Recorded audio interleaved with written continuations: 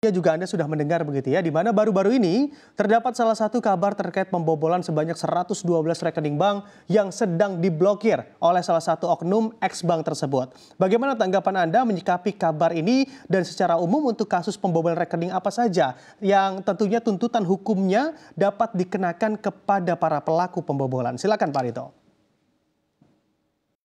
Ya, ini sesuatu kabar yang tidak menggembirakan ya, karena apa? Bank selaku pemberi jasa layanan keuangan itu seharusnya bisa memberikan jaminan keamanan kepada para nasabahnya sehingga dana mereka yang ada di dalam bank tersebut tidak mengalami gangguan apapun atau kehilangan atau dibobol.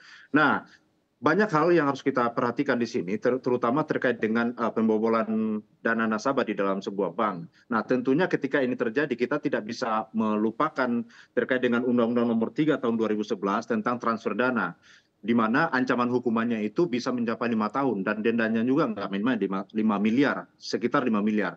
Nah, tentu ini bukan sesuatu yang apa namanya, yang bisa kita anggap remeh, karena ini ancaman hukumannya lumayan ini, mengenai pelanggaran pasal 81 Undang-Undang tentang transfer bank ini. Lalu kemudian ada juga kita harus memperhatikan bahwa di Undang-Undang ITE juga telah mengatur terkait dengan akses ilegal, terutama pasal 30 ayat 1 dan 2, dan ancaman hukumannya pun 6 tahun dan denda bisa mencapai 600 juta.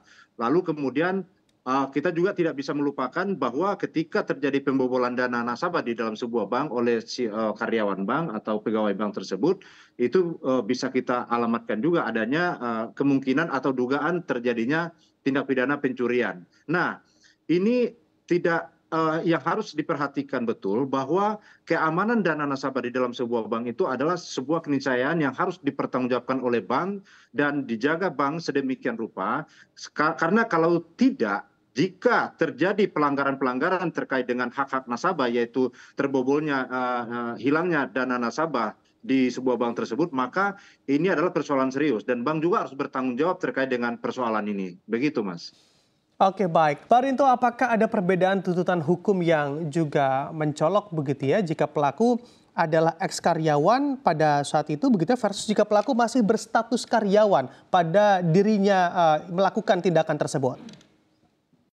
Iya, tentu ada perbedaan, Mas. Karena begini, seorang karyawan atau pegawai bank yang masih aktif yang melakukan tindak pidana apa namanya, terkait dengan hak atau dana nasabah di bank di mana dia bekerja, itu bisa ada pemberatan bagi karyawan yang masih aktif ya, terutama pasal 374, kemudian pasal 488, kemudian pasal 415 KUH pidana. Nah, tentu ini pemberatannya. Nah, ancaman hukumannya juga tidak main-main, ini yang harus diperhatikan di sini. Jadi ini adalah terjadi apa namanya, pidana penggelapan atau tindak pidana di dalam jabatan. Kenapa?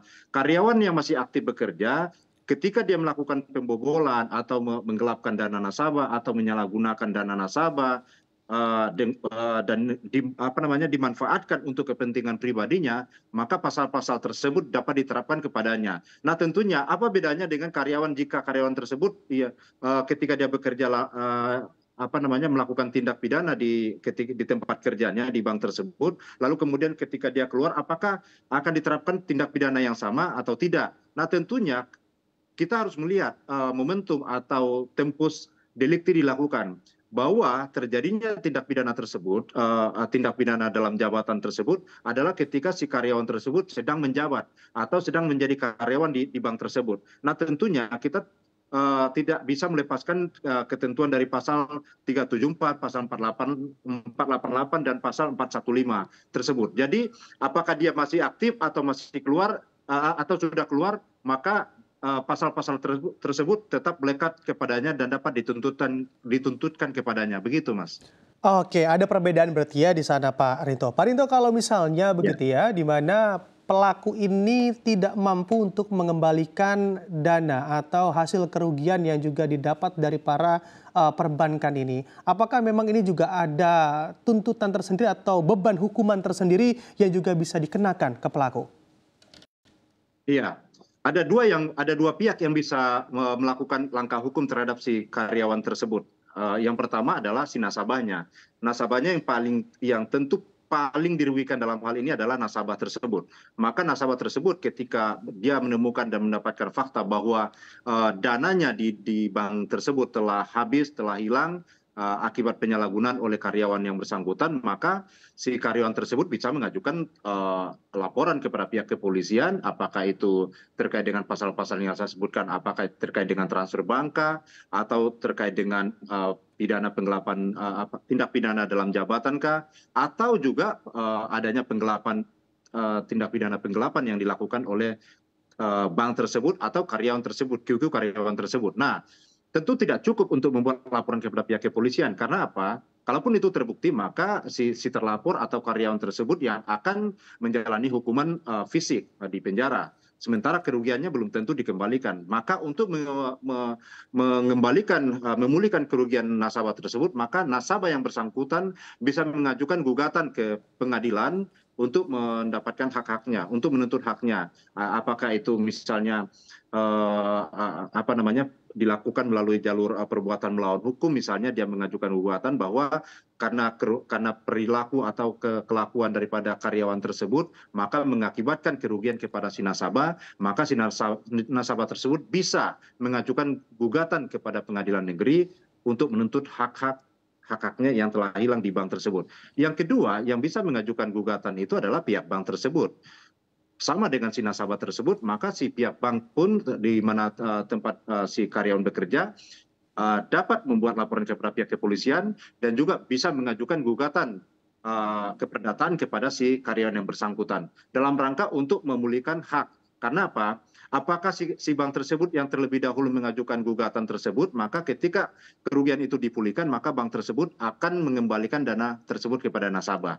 Seperti itu. Apakah misalnya kalau nasabah langsung yang mengajukan gugatan, maka pengadilan bisa memutus bahwa si pelaku atau si tergugat itu bisa memulihkan kerugian korban langsung kepada korban tersebut. Seperti itu, Mas.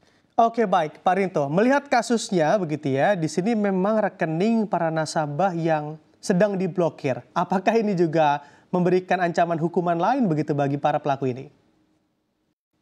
Iya, kita jangan lupa juga bahwa yang harus kita perhatikan adalah apakah pemblokiran itu terkait dengan tindak pidana atau tidak.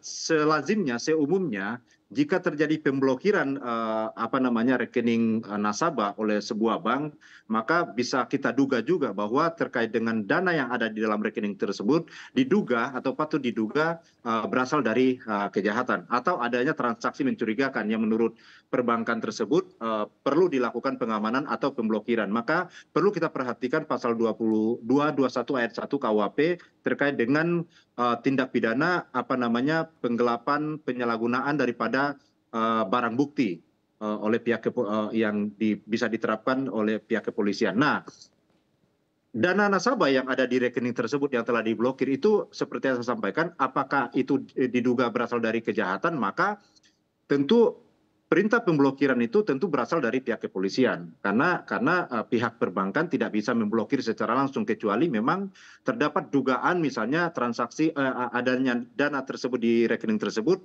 diduga berasal dari transaksi yang mencurigakan. Tetapi perintah pemblokiran sudah pasti harus berasal dari pihak aparat penegak hukum. Nah, tentunya ketika ada perintah pemblokiran dari aparat penegak hukum dalam hal ini misalnya contohnya dari pihak kepolisian, maka sudah barang tentu kemungkinan besar dana yang ada dalam rekening tersebut akan dipergunakan sebagai barang bukti oleh pihak kepolisian untuk mengusut adanya dugaan tindak pidana apakah itu pencucian uang atau perdagangan narkoba dan lain-lain yang diduga menjadi sumber daripada dana yang diblokir tersebut. Seperti itu, Mas.